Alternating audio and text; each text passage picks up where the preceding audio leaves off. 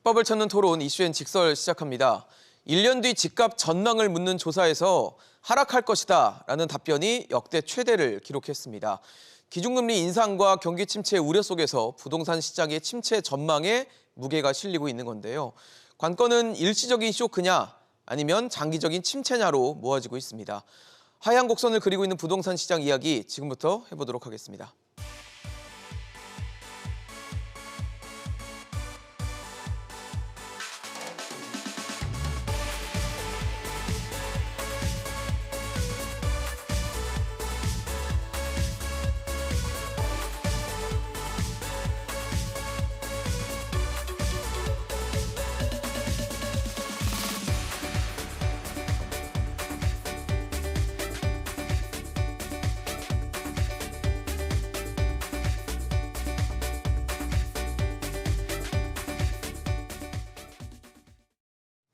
네, 오늘 함께해 주실 세 분 소개하겠습니다. 두성규 전 한국건설산업연구원 선임연구위원, 이승훈 부동산연구소 이승훈 소장, NH투자증권 WM마스터즈 정보현 전문위원 나오셨습니다. 어서 오십시오. 안녕하세요. 안녕하세요.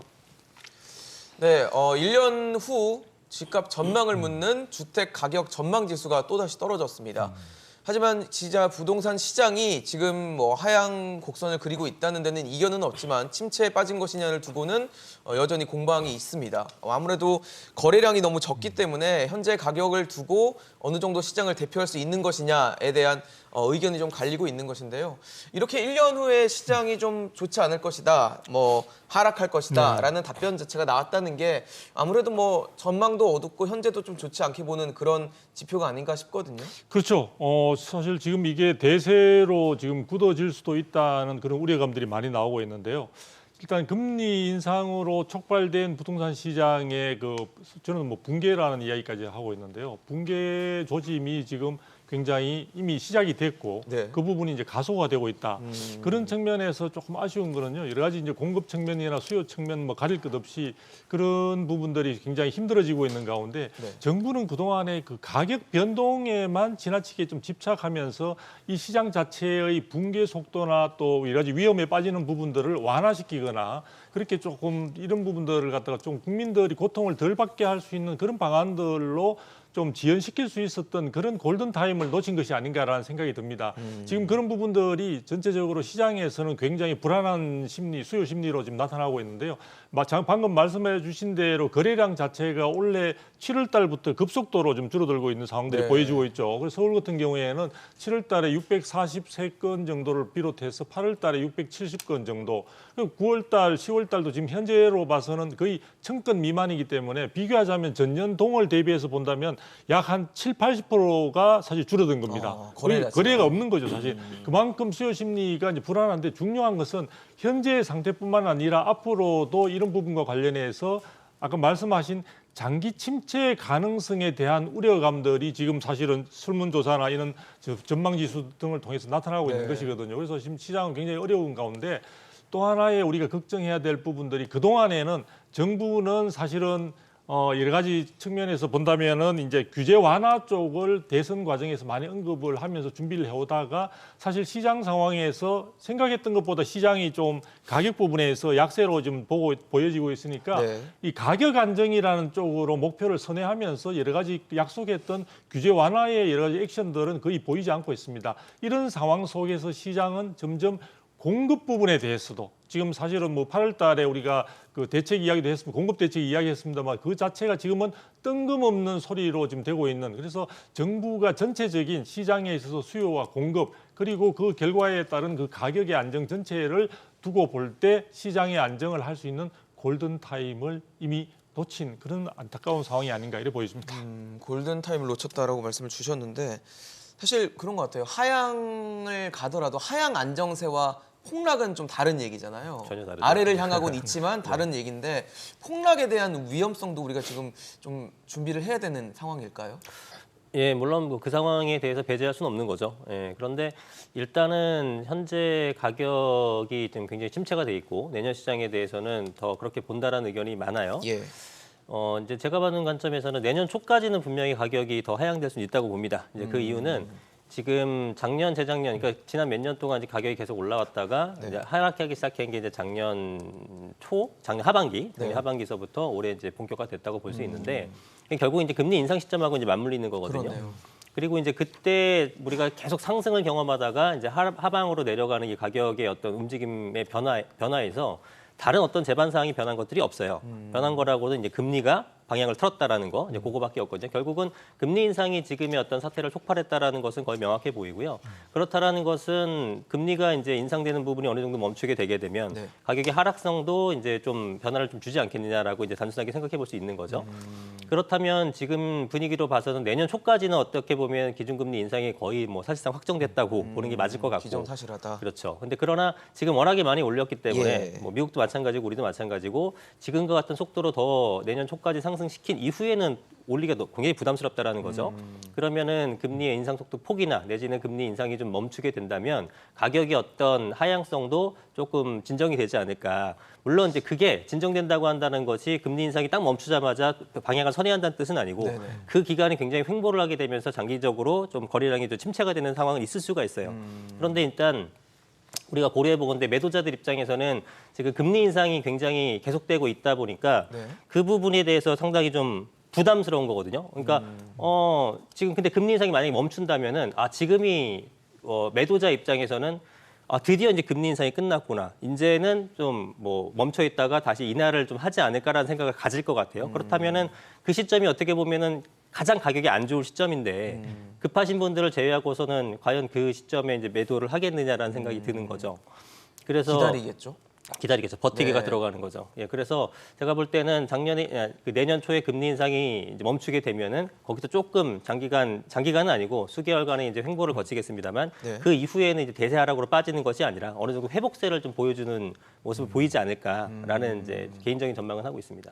네, 지금 저희가 화면에 아파트 평균 매매 가격을 보여드리고 있는데 지금 이 자료가 KB 부동산 통계거든요. 근데 서울 강북에 있는 아파트 지금 강북 14개 구 14개 구의 가격을 보면 10억 원 아래로 떨어졌어요. 매매 가격이.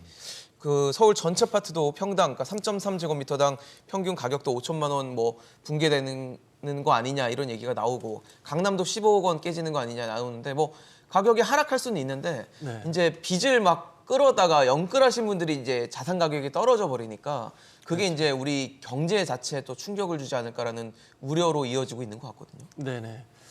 그렇습니다. 그러니까 가격 상승기에 편승을 해서 그 올라타셨던 분들이 지금 이자 부담이 커지니까 좀 고민들이 많이 있으신 상황일 수밖에 없는 건데요. 네네. 아무래도 이렇게 금리 인상기에는 그 대출 비중이 높았던 지역들부터 좀 타격이 좀 있을 것으로 생각이 됩니다. 어디예요? 대출 비중이 높았던 곳은? 아무래도 그 이제 투기 과열 지역이나 이제 조정 대상 지역, 이제 투기 지역은 이제 15억을 초과하게 되면 대출이 아예 무주택자를 안 되죠. 하더라도 안 됐다 네. 보니까 주택 가격이 15억을 초과하는 곳은 상대적으로 가격은 높지만 대출 비중은 좀 적었고요. 네네. 그러니까 보통 가격이 이제 10억 원이나 뭐 9억 원, 15억 원을 초과하지 않는 지역들, 그러니까 강북 지역이나 이제 외곽 지역들이 되겠죠.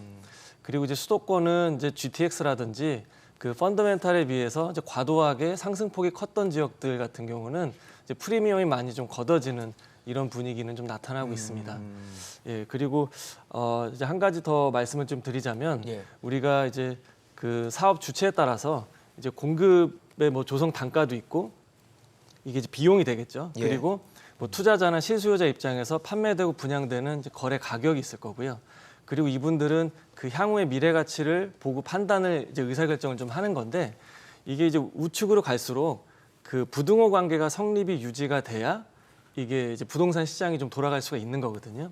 좀 쉽게 좀 설명해 주시면 예, 그러니까 처음에 조성되는 이제 원가, 네네. 예, 이제 비용하고 네. 이제 거래가 되는 가격하고 네네. 이 향후의 가치가 이렇게 점점 커져야 향후 가치가 더 커야 되고. 그렇죠. 네. 그래야 이게 원가보다는. 그렇죠. 이렇게 시장이 흘러가는 건데 이제 가격이 상승했던 이제 작년 하반기 이전까지는 문제가 될 일이 없었거든요. 근데 지금처럼 이제 자산 가격 상승에 대한 기대감이 없어지고 자금 조달이 어려워지니까 이 부등호 관계가 깨지기 시작하는 겁니다. 그러니까 이제 PF 사태도 요새 우려가 많이 되는 거고 네네. 이게 주택 시장으로 오게 되면 역전세란이라든지 이제 경매 시장에서 이제 매물들이 더 많이 이제 출회할 수 있다 이런 얘기들을 좀 하는 이제 분위기거든요.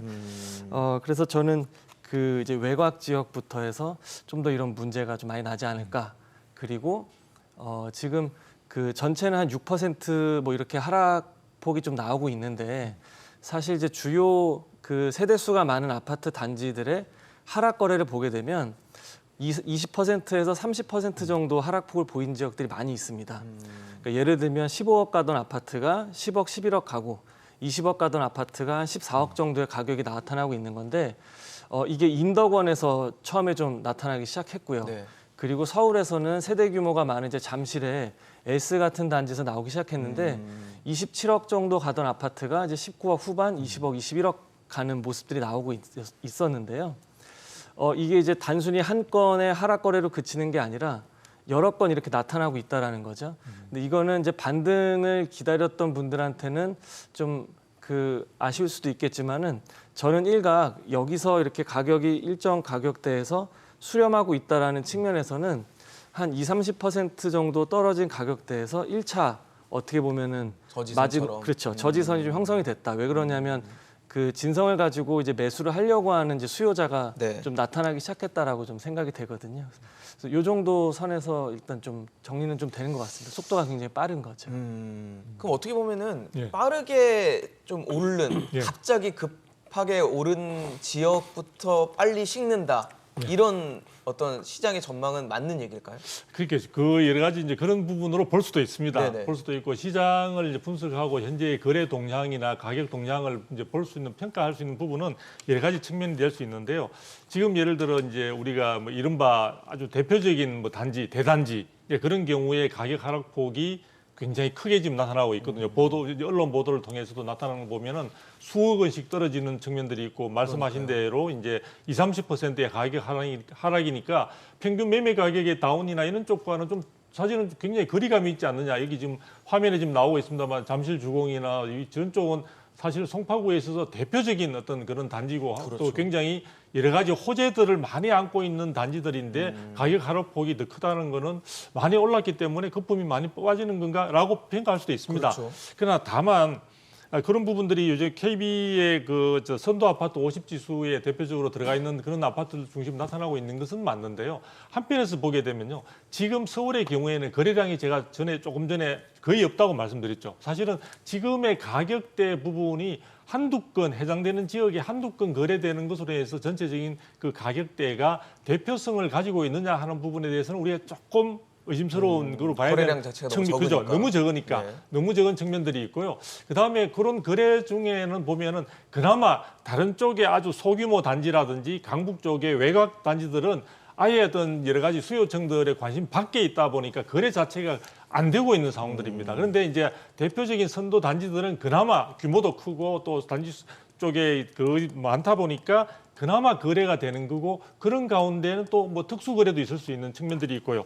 그렇기 때문에 제가 볼 때는 지금 일부에서는 또 전세나 월세 등을 통해서 버티기로 들어가는 분들도 많이 계시기 때문에 예. 지금 되게 소수의 어떤 거래를 가지고 사실은 전체에 평균화 시켜서 본다는 거는 조금 착시 현상을 불러일으킬 수도 있기 때문에 그렇죠. 저는 그냥 참고 자료 정도로 아니다라고 저도 부인하는 건 아닙니다. 그러나 전체적으로 수요 심리가 많이 얼어붙은 가운데 우리는 그런 사례들을 하나의 참고 자료 정도로 생각을 하시고 좀 더 시장을 유익 있게 보시는 쪽이 나을 것 같습니다. 근데 사실 뭐 지금 말씀 주셨지만 그 부동산 시장에서 매수자와 매도자, 그러니까 집을 팔고 싶어 하시는 분들과 사고 싶어 하시는 분들의 시각 차이가 좀 있어요. 가격 차이가 있는 거죠. 예. 이 정도 가격이면 팔릴 줄 알았는데 안 팔리고 네. 매수자들은 너무 비싸다라고 아직도 시장을 생각을 하고 있고 이러다 보니까 매치가 안 되는, 그래서 거래가 안 되는 이런 상황이 되니까 아까 말씀 주신 것처럼 금리 인상이 끝나기를 집주인들이 기다리고 버티게 돌입을 했다고 봐야 될지, 그래서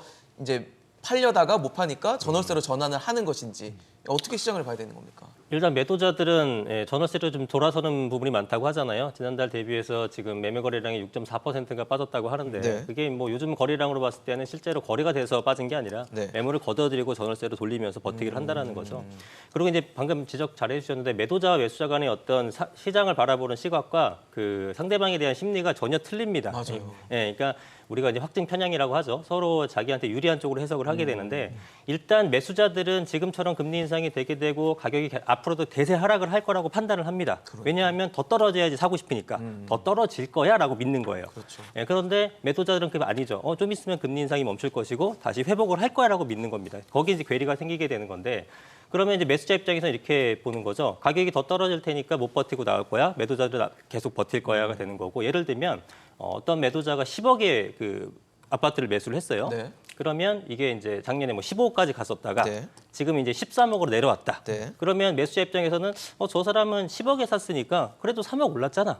그럼 저 정도면 팔겠지라고 생각을 하지만 매도 입장에서는 난 2억을 잃었는데 내가 왜 15억이었던 거 13억에 인제 팔아? 이렇게 되는 거니까 안 맞는 거예요. 그래서 매수자들은 하염없이 기다리게 되고 매도자들은 매수세가 다시 살아날 때까지 버티게 되면서 거래량이 역대 최저인 상황이 도래하고 이게 굉장히 장기하게 서로 눈치 보기 싸움을 하다가 누군가 한쪽이 지쳐가지고 이제 풀리게 되는 건데 네. 저는 이제 그런 것을 금리 인상이 이제 풀리게 되게 되면은 궁극적으로는 이제 다시 매수세가 좀 올라오지 않을까라고 보는 건데 지켜볼 필요는 있는 거죠. 근데 사실 네. 지금 금리 인상이 문제 이 시장의 변수로 가장 크게 작용을 한다고 봤을 때 네. 금리 인상이라는 건 사실 이자 부담이 늘어난다는 얘기인데 네. 매도자들도 이제 연끌하거나 대출 많이 하신 분들은 그렇죠. 버틸 수 있는 체력이 없어질 거 아니에요. 버틸 수 있는 체력이 네. 있는 분이 있고 없는 분이 있는데 그러니까요. 일단 연끌을 하신 분들 좀 힘들고요. 그러니까요. 그다음에 이제 뭐 이걸 떠나서 개인적으로 뭐 사업을 하는데 지금 경제 상황이 안 좋으니까 갑자기 뭐 급전이 필요하신 사업가라든가 네네. 이런 특수한 사례들 이런 부분들에 대해서는 당연히 금매가 나올 수밖에 없어요. 그래서 지금 거래량이 되는 것들이 굉장히 낮은 금액에서 거래가 되고 있잖아요. 네네. 이게 정말 급한 분들이 이렇게 나오는 거래가 되는 거죠. 급매식으로 나오고 막 그렇죠. 이러더라고요. 이 가격을 보아하니. 예. 그런데 실제로 지금 전반적으로 거래량은 없는 상태니까 매도자들도 매물을 안 내놓고 있고 매수자들은 뭐 지금 최근에 거래된 거나 그 이하 아니게 되면 안 사게 되고 있고 뭐 이런 상태가 되는 거잖아요. 그러니까 이럴 바에는 나는 그냥 예를 들어서 지금 가격이 1년 전, 2년 전까지 떨어졌다라고 하는 것도 있는데 그렇다면은 19년, 18년, 17년에도 굉장히 우리가 거래가 많았는데 그런 분들은 사실은 그 당시에 대출이 많은 것도 아니고 그죠? 대출액이 연끌한 건 아닐 테니까 그러면은 내가 올라갔던 금액이 좀 떨어졌으면은 버티는데 크게 지장이 없는 거죠. 그래서 이런 분 그리고 예를 들어서 금리가 올랐기 때문에 얼마를 받았다고 하더라도 나의 가처분 소득이 준 거는 맞아요. 그런데 지난해보다 50만 원, 100만 원 예를 더 낸다고 하자. 물론 큰 돈이긴 한데 네네. 보통 우리가 한 50만 원 어떤 원리금을 더 상환해야 된다고 했을 때 그러니까 이거를 내가 15억짜리를 이제 12억에 팔아야겠어. 이런 판단을 하는 것이 아니고요. 50만 원 올랐는데 부담스럽지만 일단 식대를 줄이고 외식비를 줄이고 학원을 아이들 버텨야겠다. 그런 식으로 다른 것들부터 기타 소득에서 줄여나가면서 버티기를 하는 거지 50만 원 더 내야 되니까 2억을 싸게 팔겠어. 이런 결정을 하신 분 매도자도 없거든요. 그러니까 이 버티는 기간이 굉장히 오래되고 이게 지금 일부 금매들 아까 말씀드렸던 영끌이나 특수한 사례들이 아닌 일반적인 매도자들이 대량으로 이제 그 물건을 내놓게 되기까지는 상당 기간 오랜 침체 속에서 못 버티고 나와야 되는 건데 그 기간이 지금처럼 6개월, 1년이 아니라 몇 년이 걸립니다. 근데 그때까지도 계속 금리가 인상되고 경기가 안 좋다 그러면 결국은 그런 시장이 도래하나 그게 아니라 지금 어떤 인플레가 잡히게 되고 금리가 다시 회복세가 되고 하게 되면은 거기까지 가지 않고 회복으로 턴할 수 있다라는 거죠. 그래서 일단은 매도자들은 전월세를 내면서 버티기를 하는 거고요. 그러면 다시 가격이 오를 수도 있다고 보시는 거예요? 중장기적으로는 오른다고 보는 거죠. 그래요? 네. 지금도 비싼데. 그거는 이제 개인마다 차이가 있겠죠. 네네. 네. 어, 그리고 또, 일단 예. 좋은 지역 같은 것들은 지금 뭐 20억, 7억짜리가 뭐 19억, 20억으로 내려왔다 그러잖아요. 예, 예. 일단 좋은 지역 같은 게 잘 버틸 만한 것들은 우리가 누구나 사고 싶은 지역인 건 맞아요. 네네. 예를 들어 작년에 20억 하던 강남 아파트가 지금 15억이 됐다고 해서 사람들이 이제 강남 아파트는 안 좋아. 저 가치가 떨어졌어 했기 때문에 15억에 거래된 것이 아니라 여러 가지 재반 상황 때문에 그렇게 가격이 떨어진 거지 저거 예. 좋다는 건 알거든요. 그러니까 지지선이 생기는 거고요. 그런데 외곽에 있는 것들은 사실은 저게 좋았던 것이 아니라 대세 상승기 때는 너도 나도 오르니까 난 저거라도 잡겠어 하는 심정으로 샀던 거예요. 그런 것들이 이제 사실 내재 가치가 좋은 것들은 아니기 때문에 어떤 상승기가 아니고서는 가격이 올라가기 힘들어요. 그래서 저거는 20-30% 아니라 더 떨어질 수 있습니다. 원래 좋았던 게 아니기 때문에. 그러나 핵심 지역 같은 거나 좋은 지역에서는 좀 떨어지게 되면 항상 매수 대기자가 있어요. 지금 비록 상황이 안 좋지만 저 좋은 지역의 저 아파트는 저 정도 금액 내가 사야지 기다렸다 하고 하겠다. 지지가 되는 거죠. 그래서 위기 상황일수록 불황이 잘 버티는 게 핵심 지역이라는 것들이 그런 어떤 그런 이유 때문에 그런 것들이 있습니다. 어쨌든 매도자들은 지금 전월세를 통해서 계속 버티기를 상당히 오랜 기간 동안 네. 하지 않을까라고 판단하고 그럴 있습니다. 것이다. 네. 근데 또 매수자 입장에서도 매수자는 사실 어떻게 보면 매도자보다 더 급할 게 없지 않겠습니까? 사면 좋겠지만 집을 살 수 없는 상황이고 금리가 너무 높아서 이자 부담이 커지면 네. 좀 더 지켜보겠다라는 시선은 매수자 입장에서도 할 수 있는 선택 아니겠습니까? 그렇죠. 그 매수는 언제든 대기가 가능한 이제 수요이기 네. 때문에 그 시기를 굉장히 저울질을 많이 할 겁니다. 그러니까 하락에 대한 그 심리가 커지면 네네. 당연히 의사결정을 뒤로 미룰 그렇죠. 그럴 가능성이 좀 높게 되는 것이고요. 예. 다만 여기서 우리가 이제 주거는 항상 해결을 해야 되는 이슈다 보니까 그 매매 타이밍을 뒤로 늦출 수는 있겠지만 당장의 주거를 해결을 해야 되는 입장에서 가격이 떨어지는 그 소유주나 매도인 입장에서만 이게 불안한 게 아니라 그 전세나 월세 뭐 둘 중에 하나를 그러니까 임차 거주를 선택했을 경우에 이 둘 중에 하나 형태를 결정해야 되는 임차인 입장에서 네. 그러니까 세입자 입장에서는 아마 많은 고민들이 될 텐데 자금 조달, 그러니까 돈을 구하기가 어려워진 상황이잖아요. 그러니까 이해관계도 이제 월세가 좀 맞아 떨어지기 때문에 네. 일단 월세를 좀 그 선호하는 분위기로 되는 건데 매매 타이밍을 하락할 것 같은 그 생각이 크기 때문에 뒤로 밀어놨더니 어쨌든 그 시점이 올 때까지는 그러면 월세를 계속 부담하면서 내가 기다릴 것이냐라고 할 때 그 기다리는 기간이 그렇게 수월하지만은 또 않은 겁니다.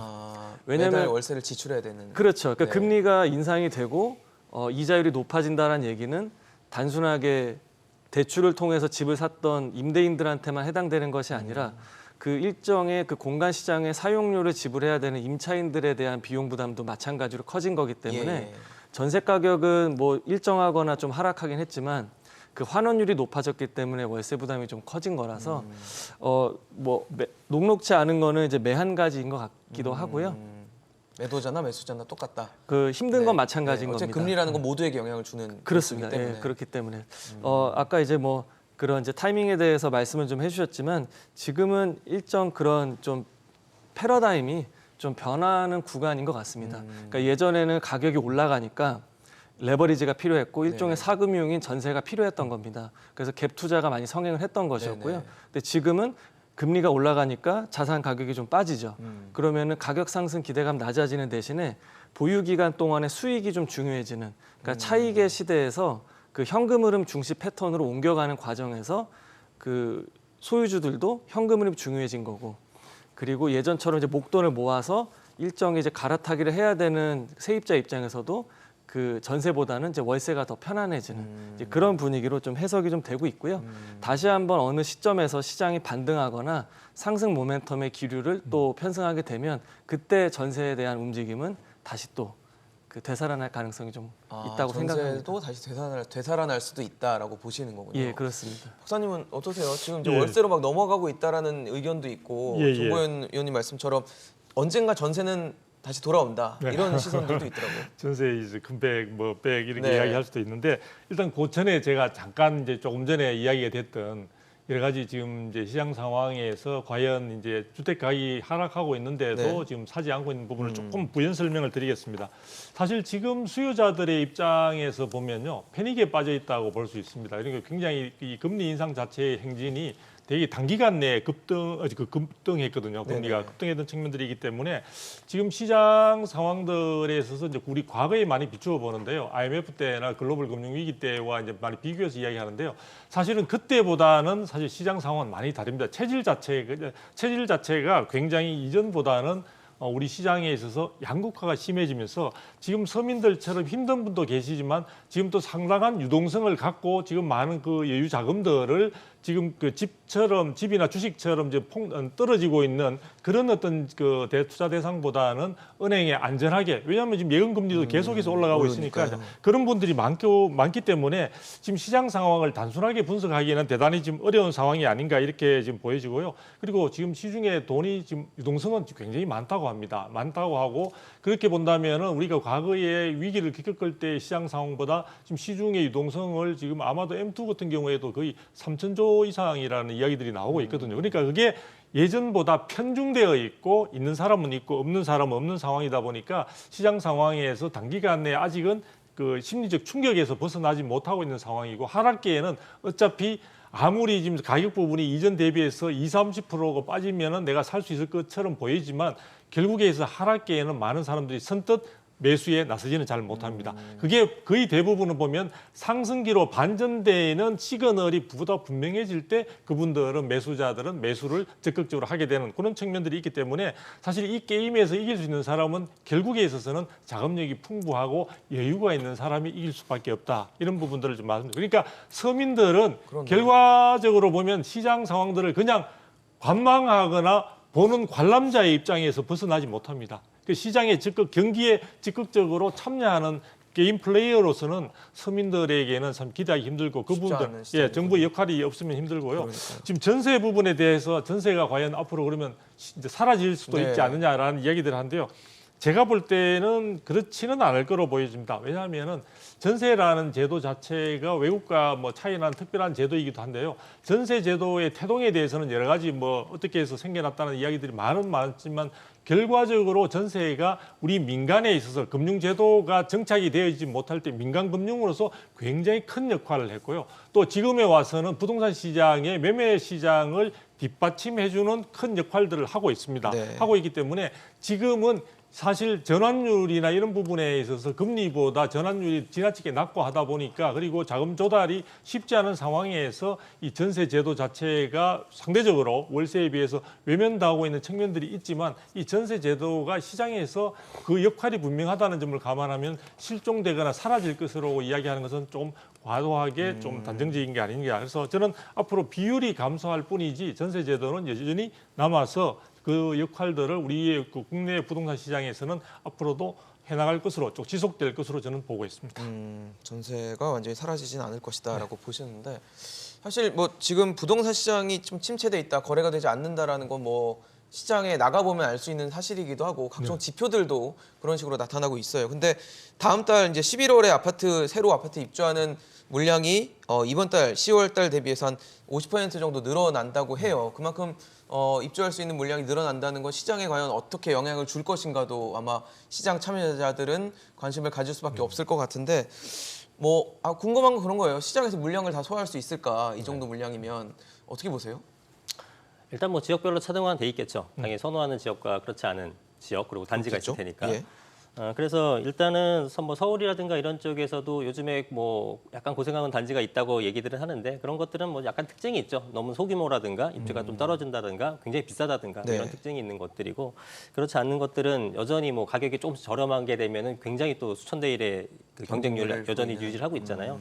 이러한 양극화가 지역별 단지별로 차등화가 될 것으로 보여지고 일단은 어쨌든 전반적인 시장이 예전처럼 뭐 경쟁률이 어마어마하게 세거나 이런 건 아니다 보니까 어떤 시행사 입장에서도 판촉 활동을 열심히 하겠죠. 우리가 저번에 한번 방송에서도 전세 입자를 놓기 위해 샤넬백을 주거나 뭐 이런 것도 있었잖아요. 네, 그런 것처럼 명품백을 분양에서도 주겠다. 여러 가지 어떤 촉진할 수 있는 그러한 방식이 이제 많이 나올 걸로 예상이 됩니다. 그런데 그럼에도 불구하고 일단은 전반적으로 미분양이 늘어나는 건 좀 뭐 어쩔 수 없어 보이긴 합니다. 특정 지역에서는. 하지만 지금 이제 현재 미분양이 한 33,000원 정도 되는데 네. 우리가 이제 그 외환위기 당시에는 10만 원가 넘었었거든요. 그러니까 거기까지는 약간은 차이점이 있고 당시에 또 외환위기라든가 이런 것들은 급작스럽게 어떤 충격을 받은 거에 대비해서 이거는 금리 인상발로 인해서 점차적으로 이제 위기가 다가온다라는 거 우리가 좀 체감은 하고 있잖아요. 있고. 인지하고 있기 때문에 좀 더 준비할 수 있는 여력이라든가 이런 거는 그때보다 좀 다른 환경이라 생각되기 때문에 이것으로 인해서 어떤 커다란 위기가 온다든가 거기까지는 안 올 것 같다는 판단이 들고 다만 이러한 지금 어떤 분양에 대해서 잘 되지 않는 부분은 충분히 시행사도 인지하고 있기 때문에 거기에 대한 다양한 어떤 판촉 전략이 나오지 않을까라고 판단을 합니다. 정모 의원님은 어떻게 보세요? 이것도 뭐 가장 지역과 그 특징이 좀 중요하긴 하겠죠. 네. 사실은 이제 전월 대비해서 52% 증가한 건 맞긴 합니다만 네네. 그 예년과 비교했을 때는 특별히 많은 물량은 좀 아니거든요. 뭐 네. 이전 해라든지 그 전 해라든지 그렇죠. 그냥 딱 통상적인 11월의 물량으로 봤을 때는 뭐 비슷한 숫자였다. 비슷한 숫자입니다. 그러니까 전년 동기 대비해도 뭐 2만 호 이상이 맞으니까 다만 이제 그 규제가 없어서 규제가 있질 않아서 이제 뭐 전매가 가능했거나 하는 곳들은 아무래도 매도 심리가 좀 커지면서 그 입주가 좀 지연될 가능성도 좀 있어 보이고요. 그리고 이제 프리미엄이 이제 뭐 없어질 가능성도 좀 있고 그러니까 지금 좀 녹록치는 않아 보이는 건 좀 그러네요. 사실입니다. 그러니까 분포를 보니까 뭐 인천 지역에서도 좀 많이 있고 이제 수도권의 한 절반 정도가 있고 네네. 나머지가 이제 뭐 대전, 부산 이렇게 충청 뭐 이렇게 비수도권 좀 지역에. 이렇게 있더라고요. 예. 그래서 뭐 지방 지역들은 좀 더 힘들지 않을까 이렇게 생각도 좀 하고는 있습니다.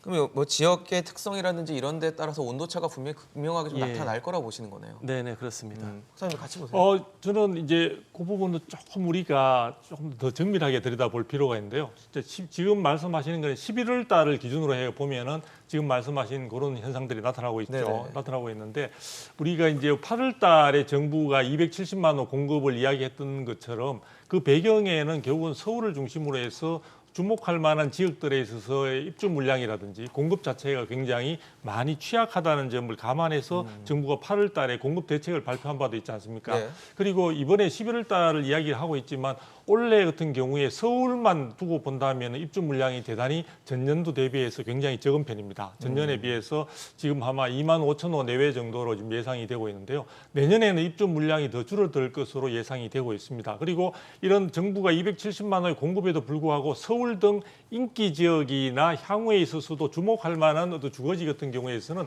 입주 물량 자체가 계속해서 현재의 공급 상황들이 이런 식으로 악화되는 상황이라면 더욱더 줄어들 가능성이 많기 때문에 저는 이 지금 11월 달만 가지고 시장에 있어서 수급 상황을 이야기하는 것은 다소 조금 현실과는 좀 동떨어진 측면들의 착시 현상을 다시 한번 말씀드리지만 불러일으킬 수 있다는 생각이 들고요. 그리고 지금 시장 상황에서는 우리가 눈여겨봐야 될 부분은 입주 물량의 감소 이것보다 시장 상황에서 굉장히 수요 심리가 지나치게 많이 얼어붙고 있다는 점을 우리가 주목해서 봐야 될 것 같습니다. 예. 그래서 그 부분들은 전반적으로 앞으로도 금리 인상에 지금 우리가 고통을 받고 있는 금리 인상의 행진 자체가 마무리된 상태가 아닙니다. 앞으로도 계속 진행형으로 지금 되어 있고요. 그렇죠. 한국은행만 하더라도 지금 한 차례 이상으로 해서 올해만 하더라도 추가적인 그 빅스텝 이상의 네. 상승이 예정이 한국의 될 금리 것으로 지금 인상을 보여지고 할 있고요. 수도 있다. 미국에 우리가 영향을 받고 있는데 미국 쪽의 동향은 그보다 더 참혹한 현재보다 정책 금리가 1%포인트 이상 더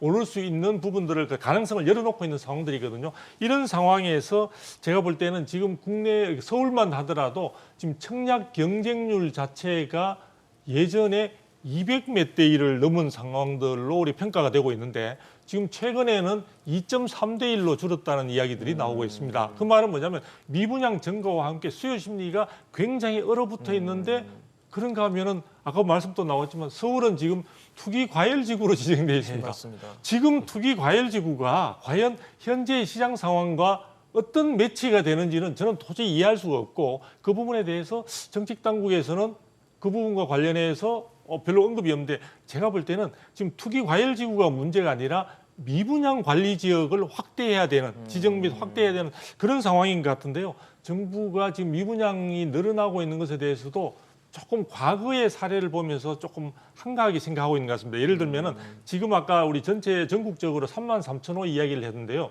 우리가 건설업계에서는 버틸 수 있는 한계치 정도를 전국적으로 본다면 한 6만 호까지는 감내할 수 있다고 이야기를 합니다. 그런데 예전에 우리 글로벌 금융위기 때에는 공식적인 게 16만 호까지 갔었고요. 그때 사실 사회 문제가 많이 됐던 거는 그중에서도 악성 미분양이라고 그래요. 그러니까 미분양 전체가 문제가 아니라요.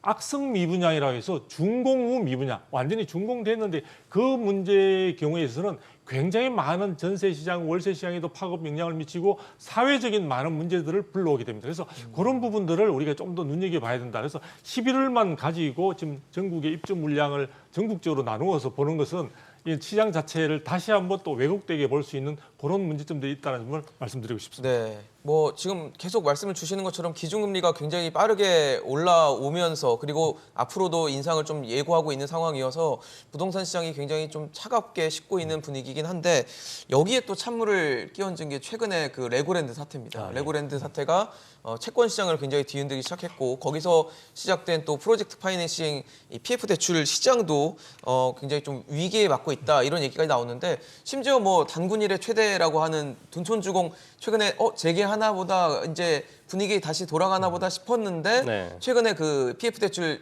차원 발행에 실패하면서 예. 자금 경세 돈줄 좀 마르는 거 아니냐 이런 우려들이 또 생기고 있어요. 네. 어떻게 보세요? 다시 또 중단될 가능성도 있다라고 봐야 되나요 지금? 뭐 모든 가능성 열어놔야겠지만 네. 뭐 일단 어떤 식으로든 해결은 될 거는 같습니다. 그래요? 일단 뭐 레고랜드도 그렇지만 네. 이 중촌주공도 워낙에 이제 상징성이 있고 큰 규모의 사업이다 보니까 네. 이것까지 뭐가 잘 안 된다는 어떤 인식이 퍼지게 되게 되면 뭐 부동산 전반뿐만 아니라 금융권까지도 굉장히 위태로울 수 있기 때문에 뭐 적극적인 중재를 통해서라도 해결은 되겠죠. 근데 7천억 원이더라고요. 지금 현재 차원을 해야 그렇죠. 되는 게. 근데 이걸 실패하면 어디서 돈을 가져와서 쓰나요? 7천억이 사실 작은 돈이 아닌데. 네.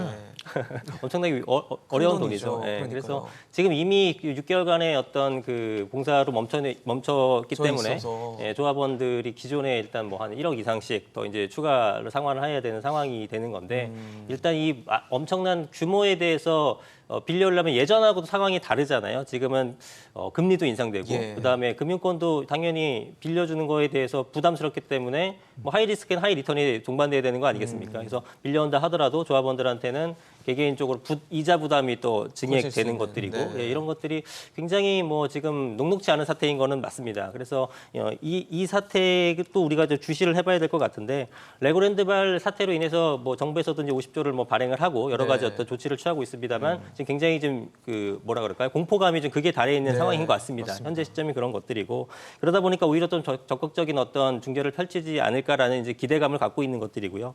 그러나 일단은 이러한 금융 전반에 대한 그 부담으로 인해서 조합원들에 대한 어떤 개별적인 부담금이 상향하는 것들은 좀 감내할 수밖에 없는 입장이라고 생각이 들고요. 예, 뭐 그래서 지금 이 금융권과 이 어떤 둔촌주공 사태에 대해서 저도 계속 매일같이 주시를 하고 있는데, 네네. 예, 뭐 어떻게 보면은 저랑 직접적인 상관인 건 아니지만 네. 해결이 돼줘야지만 다른 그러니까요. 쪽에 여파를 좀 미치지 않을 수 있기 때문에 예, 좀 잘 해결되길 바라고 좋겠는데 있습니다. 네. 쉽지는 않을 것 같아요. 정무현 의원님 어떠세요? 사실 지금 둔촌주공 멈췄다가 다시 재개했는데 네. 다시 멈추는 거 아니냐 얘기도 있고 네. 다른 재건축 시장도 지금 이 둔촌주공을 좀 보고 있는 것 같거든요. 그렇죠. 그러니까 워낙에 그 대표성이 있고 상징성이 그러니까요. 강하다 보니까 다른 여타의 재건축 단지들도 예의주시를 좀 하고 있는데요. 그 레고랜드로부터 문제가 커졌던, 그러니까 우려가 커졌던 이런 이제 뭐 금융시장의 불안 같은 게 네. 사실은 만약에 둔촌주공 아파트가 다시 한번 또 공사가 멈춘다고 하면 이거는 이제 개인들의 주택 시장에 미치는 여파는 훨씬 더 클 수도 있다라고 저는 생각을 좀 하고 있습니다. 네. 개인적으로는 이번에 공사가 재개가 되면서 그 이제 만기 연장을 위해서 그 이제 자산 유동화 그 이제 기업원 발행에는 그 증권사 통해서 자금은 이제 모아지진 않았지만 네네.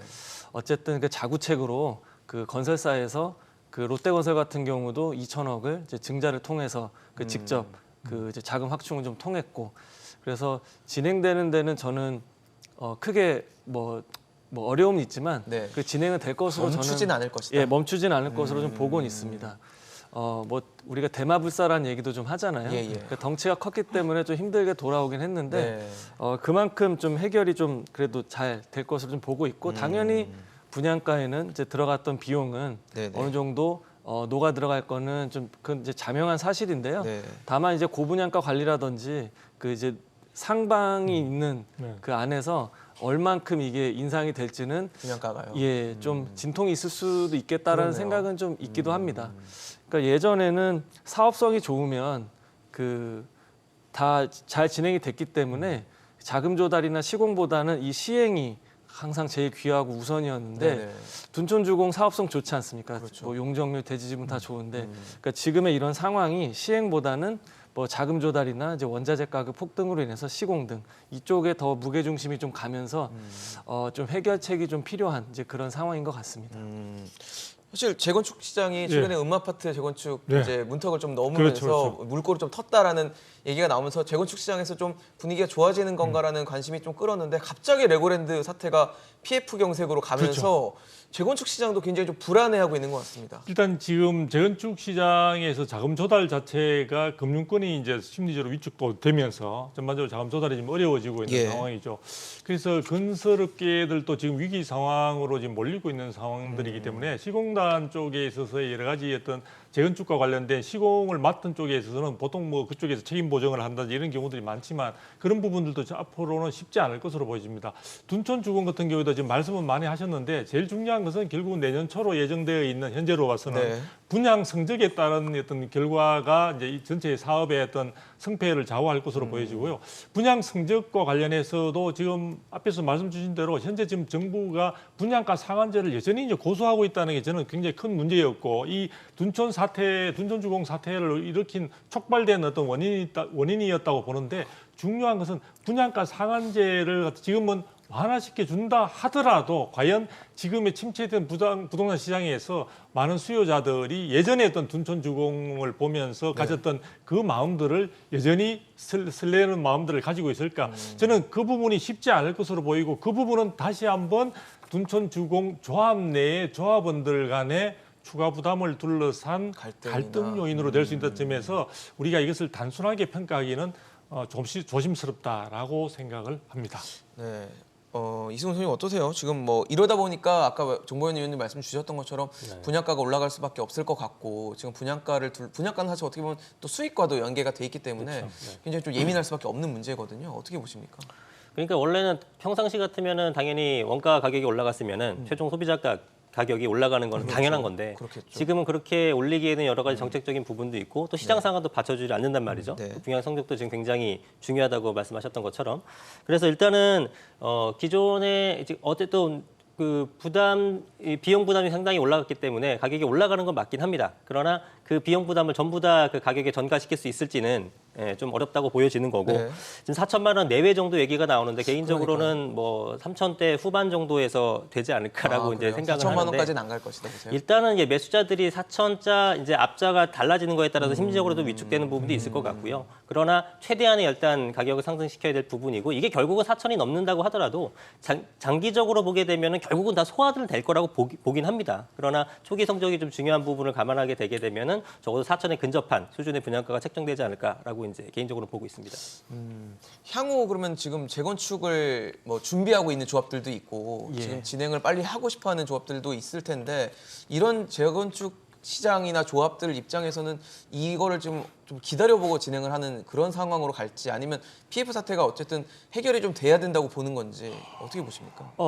두 개 다 해당이 될 수가 있는 건데요. 네네. 결국에 들어갔던 비용을 이제 가격에 얼만큼 반영시킬 수 있을지에 대한 이제 분양가 상한제 그게 얼만큼 완화될지 여부도 아마 촉각을 곤두세울 것 같고요. 그리고 어쨌든 이제 땅을 가지고 있는 사업 시행 주체인 조합원들이 네네. 그 본인들의 어떤 그 컨텐츠를 이제 잘 만들 수 있는 시공사 파트너를 선정을 하면서 이제 자금 조달을 좀 해야 되는데 그 과정에서 지금 이제 우려가 커지고 있는 뭐 이런 PF 시장에 대한 그 뭐 불확실성이 좀 해소가 되는 그런 국면도 아마 지켜보면서 진행을 좀 할 것으로 생각을 합니다. 그래도 다행인 거는 네. 정부에서 그 적극적으로 좀 고강도의 개입을 한다라는 의사를 이번에 표명을 했기 때문에 네네. 좋은 쪽으로 또 좀 선회할 수 있을 네. 거로 생각이 되고 최근에 이제 음마 아파트 같은 경우도 가장 개인적으로 난관이었다고 생각했던 부분이 그 정부와 이제 서울의 그 이제 입장 차이였거든요. 그렇죠. 예, 그러니까 이제 집값을 이제 자극할 수 있다라는 그런 상징성 때문에 네. 계속 이렇게 지연이 됐던 미온적이었던 태도를 이제 적극적으로 추진하는 쪽으로 돌아섰다는 게 가장 컸는데 다른 재건축 단지에도 마찬가지로 이제 적용이 될 것으로 생각이 되니까 뭐 이런 이제 거시적인 이제 매크로 환경이 좀 잘 정리가 되면 좀 공급 측면에서도 좋지 않을까 생각하고 있습니다. 알겠습니다. 뭐 거시기 때문에 우리가 쉽게 할 수 있는 정부가 뭐 쉽게 예. 핸들링할 수 있는 부분은 아니겠지만 그 부분의 변화를 좀 지켜볼 수밖에 없는 그런 상황이 아닌가 싶습니다. 오늘 두성규 전 의원 그리고 이승훈 소장, 정보현 의원과 함께했습니다. 이슈앤직스로 오늘 준비한 소식은 여기까지입니다. 지금까지 함께해 주신 여러분 고맙습니다.